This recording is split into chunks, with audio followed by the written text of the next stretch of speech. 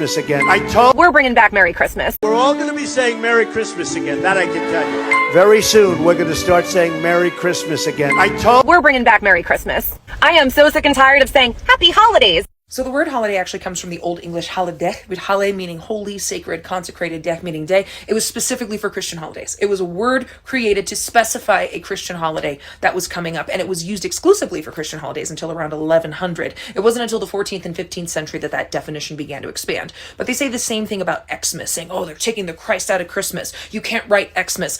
That's because everything's a conspiracy when you don't know how anything works. So the Greek word meaning anointed one is Christos. The first letter in Christos is an X. It's a letter called chi that looks a lot like a Roman X. And in ancient cultures especially, it was disrespectful to say or write the name of your god. It was considered blasphemous. So they would often abbreviate the names of their gods.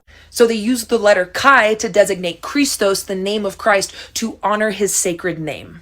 And let's not forget that Christmas trees come from pagan traditions, especially Germanic and Celtic tribes, and that December 25th was not picked for the birthday of Jesus until the 4th century, when the Roman Empire decided to make Christianity its imperial religion and replace their Sol Invictus and Saturnalia pagan traditions, which celebrated solstice and the returning of light, so that it would be easier to acclimate pagan practices into the new imperial religion of Christianity. And that's before I get to the common sense part, where Happy Holidays is easier if I don't know what someone celebrates, and it's easier than saying Merry Christmas and a Happy New Year if I'm not going to see that person before the New Year, because inclusion is not a pie. Just because you give some to someone else doesn't mean there's less for you, and it's not a threat to you if you're not selfish, self-absorbed, and entitled.